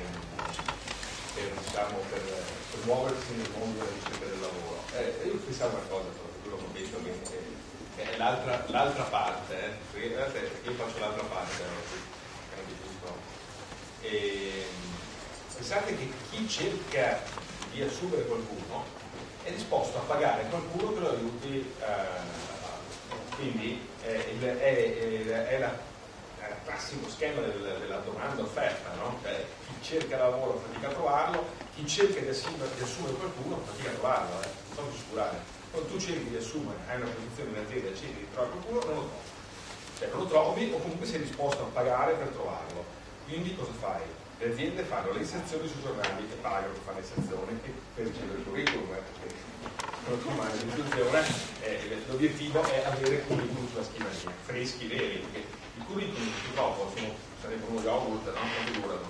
Cioè, è inutile che io poi dalla cassetta un curriculum che un anno fa, se lo chiamo quello mi dice sto lavorando, può darsi no. Quindi attenzione ai curriculum, e proprio dicono si tratta di spedire una volta un curriculum. I curriculum delle aziende scadono, cioè un curriculum vecchi non valgono nulla, perché quel curriculum sarà sicuramente più aggiornato, la persona magari lavora, che adesso città, quindi questo aspetto, fare l'inserzione del giornale, oggi sul web, e caricano società specializzate per fare la ricerca dei curriculum. Per assicurare quello che succede quando tu hai una posizione in azienda di un certo tipo e cerchi curriculum, non le trovi, tiri su a fatica, tu a malapena, che sono quelli che matchano in maniera anche a volte limitata quello che è il profilo quindi posso assicurare che è come è la solita cosa.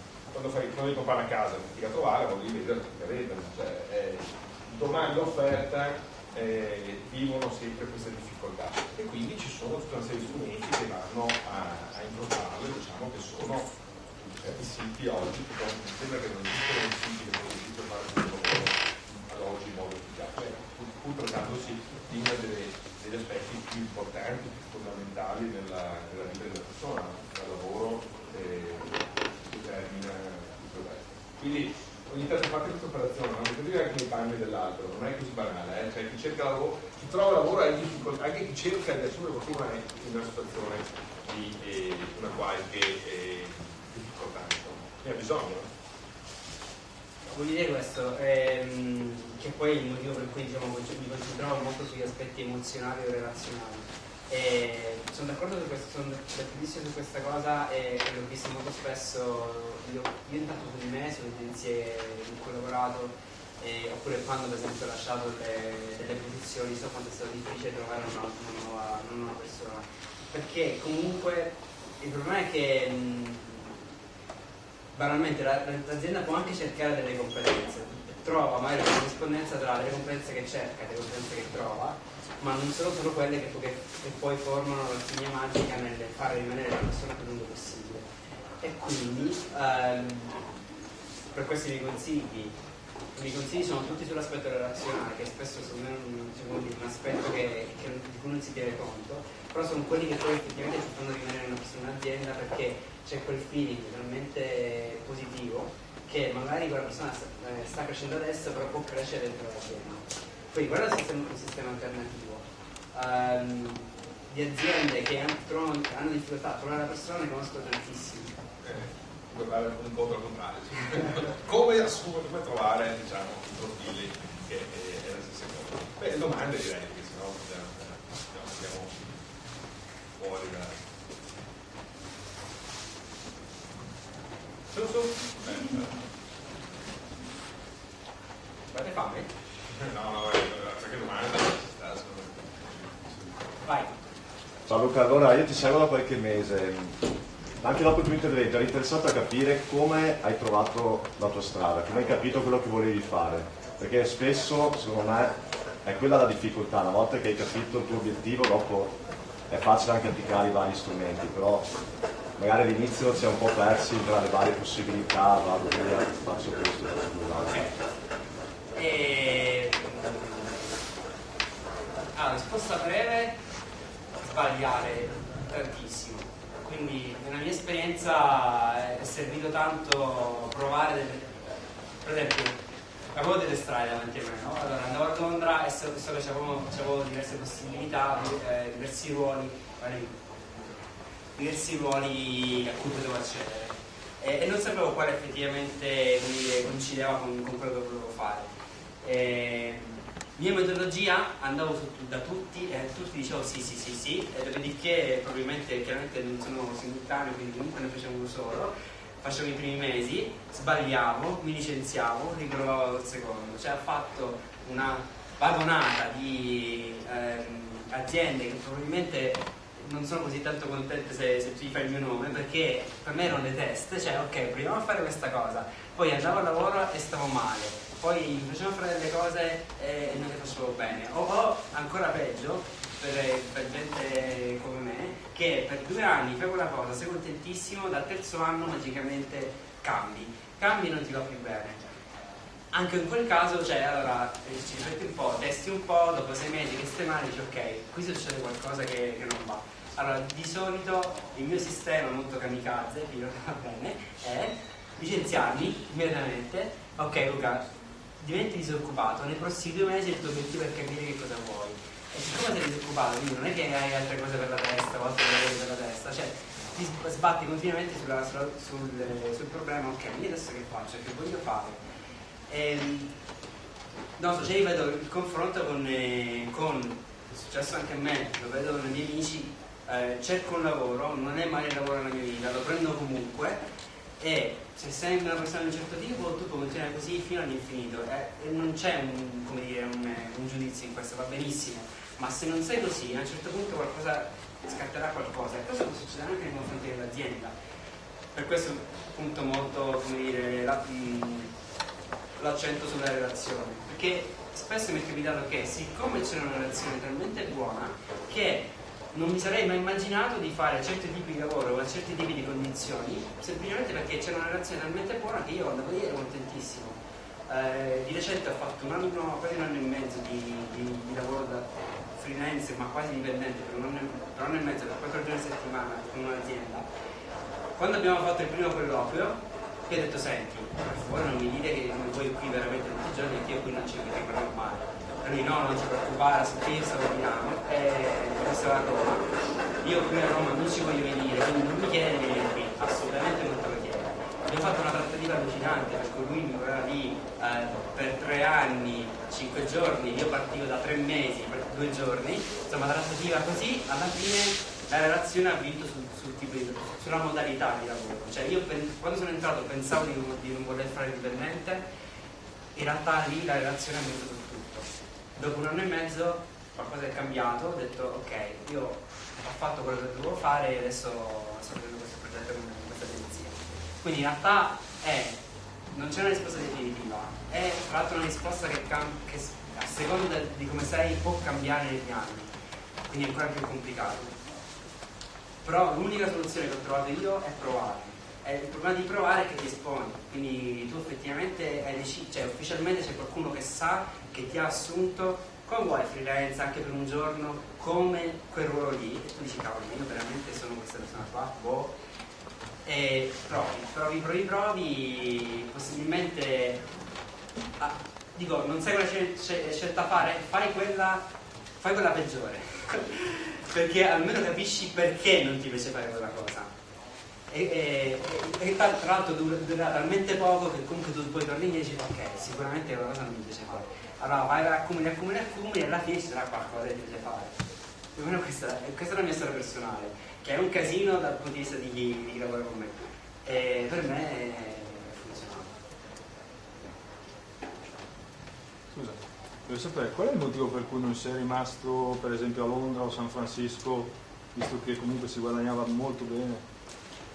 Perfetto, la domanda che fanno tutti. Allora, io rispondo sempre in maniera diversa, perché in realtà forse non ho solo la risposta. Dunque, San Francisco, motivi di visto. Sono andato lì con un visto turistico, ho avuto un colloquio per puro caso, e ti racconto come è andato il colloquio. Io sono andato al colloquio pensando: io adesso come ti dico che io sono in realtà qui da turista e io non potrei lavorare ufficialmente con lui, e quindi io mi facevo tutti i problemi per non lavorare con lui. E quando io dissi: senti, guarda, io ho un visto turistico, e lui mi fa: no, ma non c'è problema, noi abbiamo qui accanto gli avvocati, casomai ti fanno il visto per lavorare qui. E io: no, aspetta, e io tiravo fuori un altro problema, dicevo: sì, però parliamo di soldi, perché io lo so, poi mi dovete fregare. Prima mi ha detto: ok, dimmi spara un numero. E io dissi: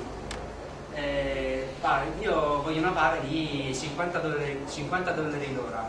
E lui mi disse, e lui mi ricordo che scrive la cosa sulle taccuine e si mette a ridere. E dico: ma perché lì è troppo poco?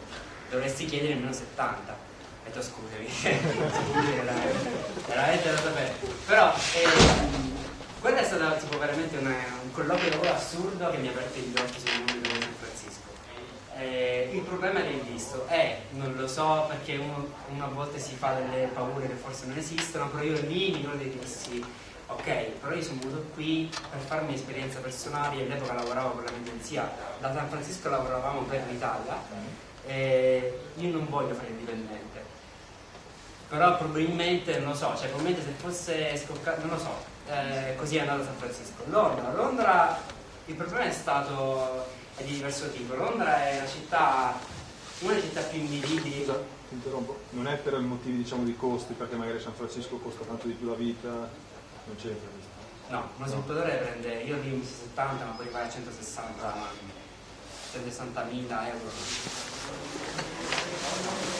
No, non è come dico, neanche Londra. Il problema di Londra è che è una città più invivibili in cui siamo stati. Quindi bellissimo andare là, bellissimo lavorare a 150 euro pound al giorno. In un anno e mezzo conosciute 1500 persone reali. Oggi sono in contatto con una. Cioè, dopo 6 mesi ero stressatissimo, nel senso che ogni volta andavo a parti di chi se ne andava, parti di chi tornava, io veramente non capivo più niente, era una fase così stressante che non era quello il mio modo di vivere, quindi finché sono stato lì mi sono preso il massimo di quello che potevo prendere. Dopo un anno ero molto stanco. C'è un'altra cosa che mi fece dire, perché invece pro Italia, è che soprattutto quando sei all'estero incontri un sacco di italiani talmente in gamba, che ti fanno ricordare talmente l'Italia positiva, di cui magari eri scappato, che tu dici, cavolo, ma io devo tornare assolutamente in Italia, c'è gente così brillante, così bella, che io assolutamente fai questo errore, perché nel momento in cui metti piede in Italia e dici, oh, dove sono finiti? Scherzo, però ti assicuro che da fuori tantissima gente non vede l'ora di tornare e non lo fa perché magari sono tantissimi anni che stanno là e hanno paura di trovarsi in un ambiente difficile dal punto di vista lavorativo.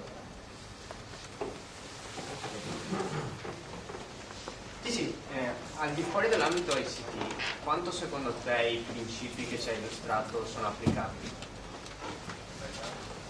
Zero. Secondo me le relazioni valgono soprattutto in Italia, come sappiamo, però al di fuori dell'ambito ICT c'è molta più formalità, cioè nel senso le occasioni di lavoro non passano da canali informali, mettiamola così, o comunque molto raramente, quindi tutta la componente di relazione secondo me c'è, è rimane. Quindi il fatto di conoscere persone brillanti, eccetera, secondo me funziona. Non credo che in altri ambiti le persone, anche perché comunque nel nostro ambito ci sono tanti imprenditori comunque di prima generazione, che hanno 30 anni per esempio, quindi sono più abituati a prendere un caffè, prendere una birra e darti un lavoro. Al di fuori, io non ho avuto esperienze, però al di fuori non credo che possa funzionare. E lì la reclutazione mi sa che vale. È applicato anche per gli strumenti che nel nostro ambito noi utilizziamo quotidianamente, mentre poi altri settori poi diventano anche stessi imprenditori che magari le agenzie in ambito produttivo hanno difficoltà poi ad utilizzare, quindi è anche difficile trovarli poi su questi spazi che c'è dentro. Sì, esatto. Poi non ho un'esperienza, quindi non so. Prego. Domanda stupida, quanti anni hai? 31. Io mi collego al discorso che ha fatto Marco. No, secondo me invece quello che hai presentato vale dappertutto, nel senso che in Italia il 70% dei posti di lavoro funzionano e avvengono tramite le relazioni interpersonali. Questo lo devo aggiungere delle slide. Esattamente. Tu pensa che i centri per l'impiego o gli ex uffici collocamento incrociano il 3-4% del mercato del lavoro. Le agenzie per il lavoro, quelle appunto interinali, incrociano al massimo il 6-7%. Poi c'è una piccola percentuale che avviene attraverso i consulenti del lavoro, però tutto il resto passa tutto attraverso il rapporto informale. Quindi diventa determinante instaurare relazioni e diventa determinante proporsi. Quindi quello io lavoro per Italia Lavoro, che è l'agenzia tecnica del Ministero del Lavoro, e sono venuto qua perché ovviamente sono interessato al tema. Però riscontro proprio che quello che hai presentato avviene realmente. Rilancio, nel senso che sui vari spazi si tende invece a trovare chi si frappone tra l'azienda e chi sta cercando effettivamente lavoro, nel senso anche all'interno di LinkedIn è più facile entrare in contatto con un'agenzia di selezione del personale rispetto magari all'imprenditore direttamente. Quindi io per la mia esperienza trovo questa diversità rispetto... Io ICT mi occupo di web marketing, però all'interno anche di LinkedIn, che prendiamo come punto di riferimento, come piazza su cui si discute, tendo sempre a trovarmi un'agenzia interinale che ha trovato che lo strumento è valido per individuare determinati profili, ma non riesco mai ad entrare in contatto magari con un imprenditore, oppure sono pochi. Quindi la relazione concordo che è importante, però mancano degli spazi al di fuori dell'ambito ICT nel quale le persone, che naturalmente non tutti lavorano in ambito ICT, non sanno dove andare. Secondo me mancano i canali informali, cioè sono d'accordo sulle relazioni, però magari in un altro settore è difficilissimo riuscire a trovare il mio datore di lavoro, penso, non lo so, cosa c'è di là di sicuro? Insomma, di lavoro. Facciamo questa ipotesi, che tu da domani mattina non sappia più fare questa attività digitale, cioè tutta la tua competenza acquisita in questo ambito qui sparisca domani mattina, per cui ad oggi tu domani mattina non sai più fare questa attività qui, sai fare qualcos'altro? Scrivere libri, scrivo, in alternativa vado al mare. No, questo per il mio contributo è questo, che spero serva a tutti.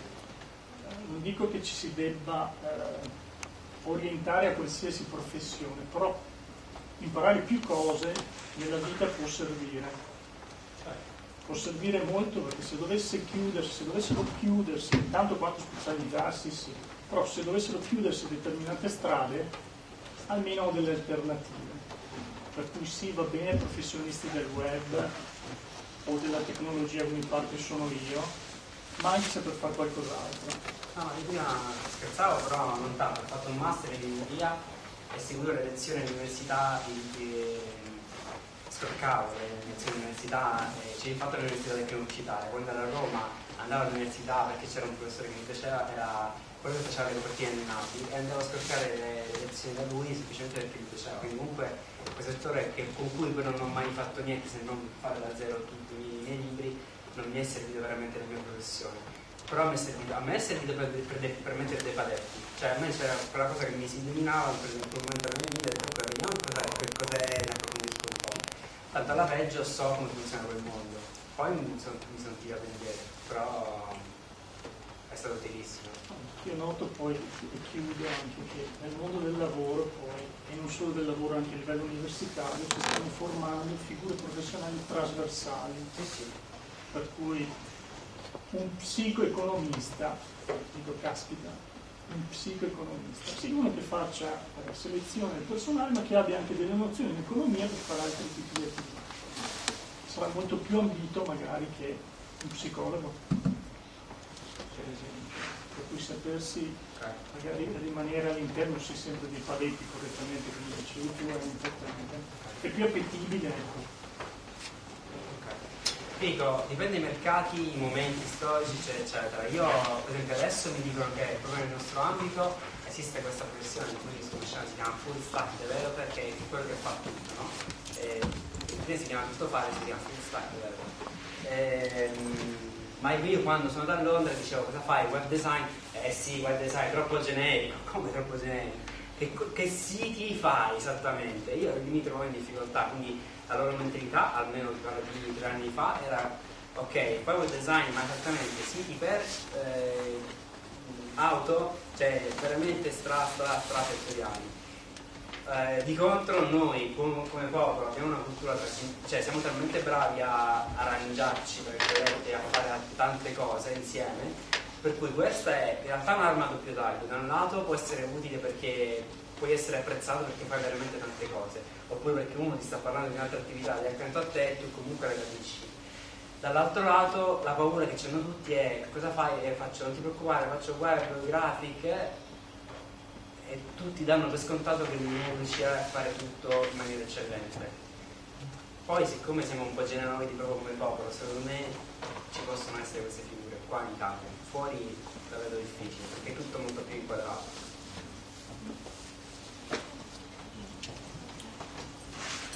Parto da una considerazione per farti una domanda. Io sono scettico sulle relazioni perché hanno un aspetto positivo.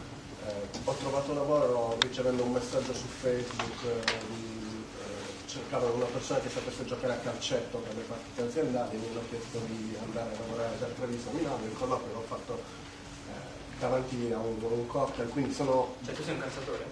No, mi occupo sono un architetto dell'informazione. Okay. E questo è un aspetto positivo, cioè la relazione, come tu hai descritto, cioè anche secondo me è un aspetto molto positivo. Però la sua deformazione, l'aspetto negativo, è che trovi mentori, trovi gli eventi a cui partecipare, e molto spesso però questi eventi, queste aggregazioni, insomma, di persone che si occupano della stessa tematica lavorativa diventano dei luoghi finti di relazione, perché sono tutti che inneggiano, cioè sì, sono molto referenziali, cioè segui uno speech e dicono delle banalità assurde, però controlli il Twitter e tutti che dicono che è l'intervento del secolo. Allora lì mi trovo in difficoltà e dico, la relazione è davvero un aspetto positivo o per me che non sopporto questo tipo di situazioni diventa anche un aspetto negativo? E la domanda per te è, ti è mai capitato?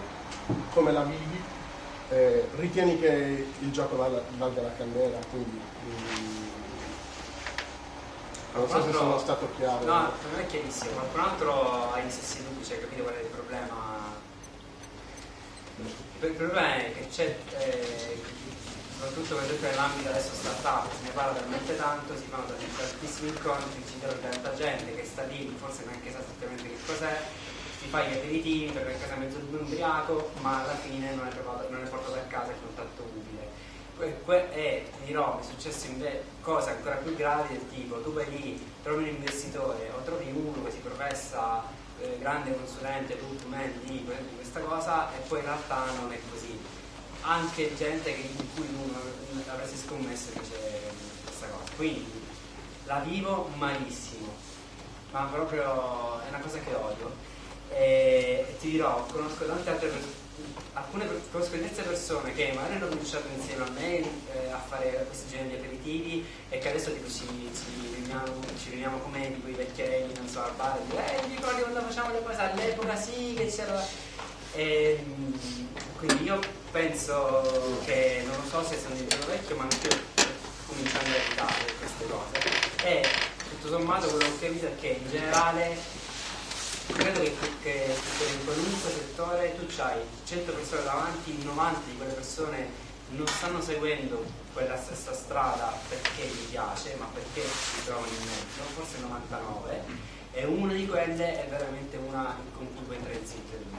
Allora, se tu hai voglia di rischiare appunto di presentarti 100 volte e l'unica volta di poter anche essere in contatto utile, bene, se hai ancora questa forza lo fai, io non ne ho più. Motivo per cui per esempio sto cominciando molto di più a farli io talk anziché andarci, perché quantomeno alla peggio mi sono divertito.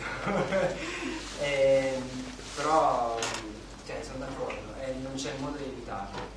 Cioè, poi ti fai un po' l'occhio tu, l'occhio sì, critico. Noi abbiamo mio collega abbiamo la cricca. Infatti per esempio una cosa che funziona molto bene è, sia io lo faccio nei confronti degli altri, ma anche persone che mi contattano così, cose molto puntuali, cioè persone che mi contattano e viceversa. Io so che tu fai questo, ho visto la tua attività, mi interessa, ci prendiamo un caffè, so che sei interessato, ci prendiamo un caffè.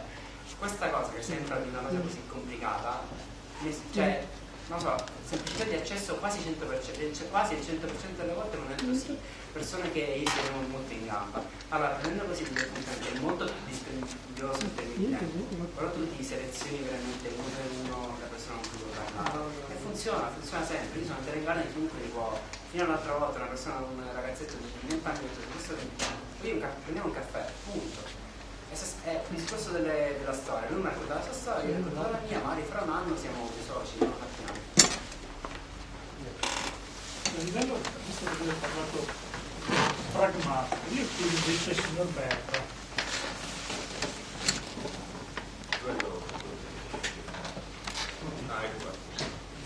Quanto in percentuale gli imprenditori del nord-est utilizzano questi freelance nelle loro attività, con quali obiettivi, ma soprattutto le attività di queste persone vengono messe a bilancio ogni giorno?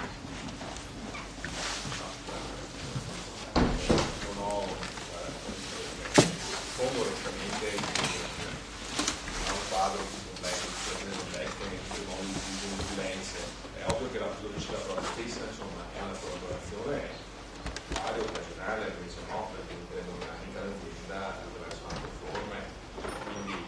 dipende anche dal tipo di competenze, se sono competenze altamente specialistiche molto importanti, ovviamente allora posso fare strategiche, però ho sempre detto il bilancio devono corrispondere alla verità, se no l'imprenditore prende in giro se stesso. Sì. No, nel senso che forse sono stato anche troppo preciso, nel senso che queste attività oggigiorno sempre di più vengono inglobate all'interno dell'azienda. Oggi del freelancer, la parola stessa lo dice, lavoro a progetto. È una cosa di poco conto, o potrebbe essere una cosa importantissima. L'imprenditore veneto è un concretista, è un concreto di fatto, per cui io posso raccontargli le cose fino a un certo punto, poi vuole vedere i fatti. Mi rendo anche conto comunque che sempre di più le imprese, lo vivo io sulla mia pelle, vogliono esserci in determinati posti, ciò vuol dire nel web, nel virtuale, all'interno dei social network. La mia curiosità era capire effettivamente, lei che rappresenta i giovani imprenditori, quant'è questa percentuale di fatto, anche per aiutare tra virgolette i futuri freelancer. Dipende dal freelance per noi può essere qualsiasi cosa, può essere quello lì che butta dentro i dati così in una database, allora può essere un freelance che fa delle cose per fare, non è ovvio che l'importanza per l'azienda cambia, dipende da quanto è sostituibile questo freelance, perché se io che farlo quella cosa di un freelance ne trovo 100, ovviamente mi conto, se io che faccio l'attività ne trovo pochi, è prezioso, quindi è un fatto di competenza specifica su quale tecnologia, su quale tipo di competenza come deve essere orientata. Forse non iniziamo una verità. No, abbiamo ovviamente solo uno per certe cose semplici, però è una cosa fa presto questa azienda meccanica, in realtà abbiamo anche utilizziamo molto il web e tutte le cose possibili per la parte commerciale, però abbiamo usati anche in altri ambiti, ovviamente di progettazione, di design, cioè ci sono dei piani che generalmente con un'azienda di piccola dimensione che non può permettersi, non so, anche sul prodotto il designer a tempo pieno, giusto? Usa dei designer esterni, però dipende che tipo è quella la differenza, insomma. No, io vorrei chiudere con una battuta che riguardo al fatto che si è parlato moltissimo di relazioni, però guarda, attenzione che non sia un equivoco quello delle relazioni. Guarda che le relazioni contano spesso per cose poco importanti. Le relazioni non sono, adesso vi faccio lo spiego una specie di barzelletta. Cioè, quello che sta male dice alla moglie, sto male, chiama il medico. E la moglie dice, va bene, chiamo il cugino di mia cognata, no, guarda che sto veramente male, chiamo un medico bravo. Sì, no. Quindi, quando è una cosa poco importante, va bene anche il medico vicino di casa, ma se uno ha un problema veramente serio, quando la pianta di cuore, va dal vicino di casa, vuole il medico sul mercato che è più bravo di tutti i fratelli di cuore che ha preso i successi migliori. Cioè, guarda che nell'azienda è uguale, cioè, se sono cose poco importanti si assumono i cugini dell'amico, del parente, ma quando si tratta di assumere un direttore commerciale o un direttore tecnico, in un'azienda si va in cerca, non è dei matti, si va in cerca della persona più competente che in assoluto che si riesce a trovare. E questo qua si fa con un'analisi oggettiva, non è che si fa perché è amico dell'amico, perché l'ho conosciuto all'aperitivo. Attenzione, cioè, guarda che le relazioni, cioè, un conto è il discorso che fa lui bellissimo di personal branding, di saper comunicare se stessi, saper fare bene, essere conosciuti, questo è un aspetto importantissimo, ma non si può prescindere dalle competenze, ognuno di noi è il valore di quello che è capace di fare, delle professionalità che ha raggiunto, quello è il proprio valore di mercato. Il valore di mercato che abbiamo chiunque di noi è quello che è capace di fare. Non si può cadere sull'equivoco, le relazioni non fanno aumentare questo tipo di valore, allora non faccio PR, però il valore è il numero di contatti che raggiungere. Ma se parliamo di professioni tecniche, di un aspetto tecnico, uno è il mio successo, l'intervento di cuore, che è percentuale di successo che dice quanto bravo sono e quanto vale il mio lavoro. Quindi attenzione che non sia un equivoco, se vogliamo puntare su noi stessi, dobbiamo lavorare sulla nostra professionalità.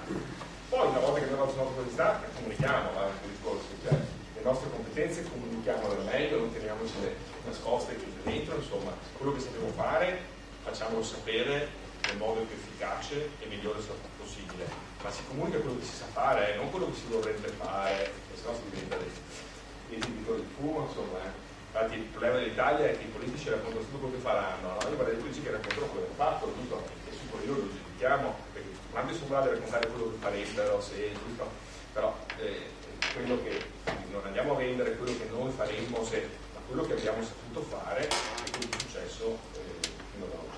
Quindi secondo me la considero una cosa anche per parlare dell'aspetto della prelazione del curriculum. Rompiamo questo schema qua, veramente è l'interesse delle aziende innanzitutto. In Italia non c'è questo sistema, negli altri paesi, dicevo appunto anglofoni, è normale che un certo tipo di curriculum scolastico porti alla possibilità di accedere ai lavori migliori nelle migliori aziende. È uno schema normalissimo, è corretto, che in Italia non è così, insomma, dove non hanno un sistema scolastico diverso. Quindi c'è un cursus, cioè chi è bravo va nelle scuole migliori, chi esce con voti più alti va nelle aziende migliori. Poi ci sono dovute eccezioni, c'è quello che ha una scuola e diventa il più grande direttore del mondo, ma le eccezioni non sono la regola. In Italia non c'è questo schema, il sistema italiano non ti dice se tu sei bravo a scuola e con un voto alto avrai il tuo curriculum sarà, cioè ovvio che il curriculum al 110 lode, scusate, tutti vorrebbero avere tutti 110 lode nel primo, no? Tutti vorrebbero avere persone brillanti e ovviamente deve essere disposta anche a pagare più per avere questo, quindi solamente le aziende che vanno meglio, che sono migliori, cioè si tratta di mettere in questo paese, adesso mi tocca parlare di Confindustria, lo riportiamo nella crescita se mettiamo in piedi meccanismi virtuosi, positivi, reali, non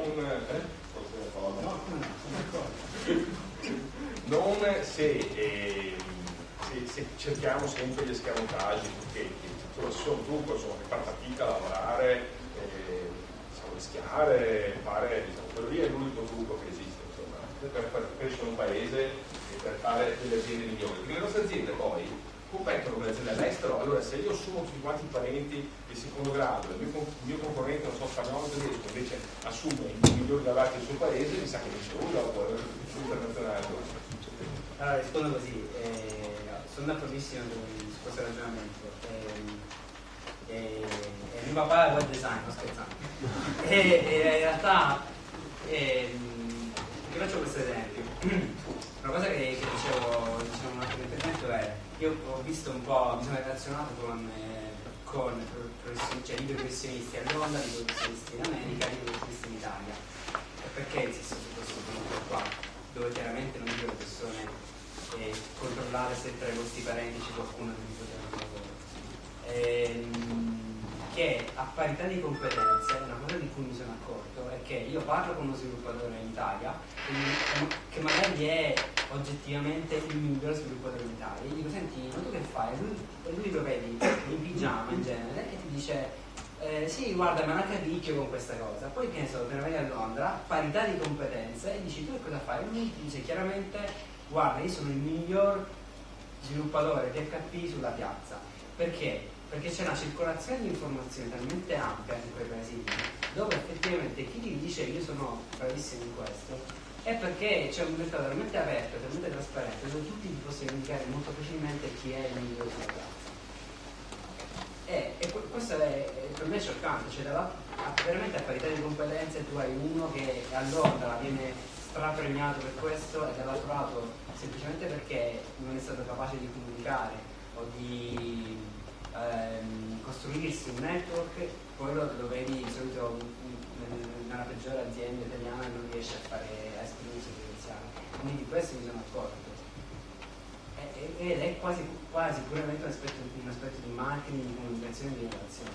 Ha fatto una cosa, scusate, adesso web designer non è un mestiere che esiste da 50 anni, non ci sono i baroni, sono delle consolidate, web designer sono tutti giovani, non è che avete ereditato un mondo dove le posizioni erano state tutte quante incasellate, fatte di posizionamenti, è un mestiere nuovo, quindi siamo noi che dobbiamo fare in modo che il meccanismo per funzionare. Perché non è un sistema chiuso? perché la nostra economia ormai è retta interconnessa con le altre economie, quindi noi siamo in competizione con le altre economie. Questo è, e quindi se vuoi, come diceva appunto una battuta famosa è: non puoi mandare alle Olimpiadi i figli di quelli che hanno vinto la medaglia d'oro, giusto? Perché se no devi mandare i migliori atleti per i migliori atleti sono vincere la medaglia d'oro, giusto? Se tu mandi i figli di quelli che hanno vinto le medaglie, hai un bacino un po' scarsino che si mette bene, giusto? Però è raro, insomma. Quindi, come? Che può succedere, perché non è uno che è figlio qua nelle piedi, però bisogna che dimostri i potenti, insomma, giusto? Non che, quindi ecco, poi guarda i genitori, non c'è pericolo, quindi i genitori che non sono capaci di fare i genitori, l'azienda la chiudono, non è un grosso pericolo quello là, perché tanto l'impresa ha operazione sul mercato e funziona un'operazione, quindi però sono sistemi di selezione diversi, quindi secondo me questo è, io penso insomma, spero che il messaggio sia di ottimismo, dipende da noi, appunto in questo caso non è che avete ereditato un mondo che esisteva, tutto i web designer della generazione prima che avevano, no? Sbagliato tutto, il mondo recente, ma il mondo recente, ma proprio per questo non ci sono indicazioni, per questo, cioè veramente le persone non sanno che funziona. Io ho trovato uno bravo a fare un sito, ma non porto molta fatica. Poi vi invito tutti ad andarlo a vedere, il mio sito è vertus.com e posso assicurarvi che anche su questo tema ho sempre pensato, ma se andassi in Inghilterra a farmi fare il sito, magari io vedo che i siti dei miei concorrenti inglesi sono più belli dei miei, vedo i siti dei miei concorrenti italiani sono tutti scarsini, e quindi viene da pensare, ma non è che i web designer, le società, le web agency inglesi sono mediamente più bravi di quelli italiani, visto che i miei concorrenti inglesi hanno dei siti bellissimi, i miei concorrenti italiani hanno dei siti non buoni. E oggi per me non è così difficile contattare una web agency inglese come fare il sito. Magari scopro che il prezzo è più basso, cioè il mercato globale è accessibile, direi che allora è comunque sabato. Grazie.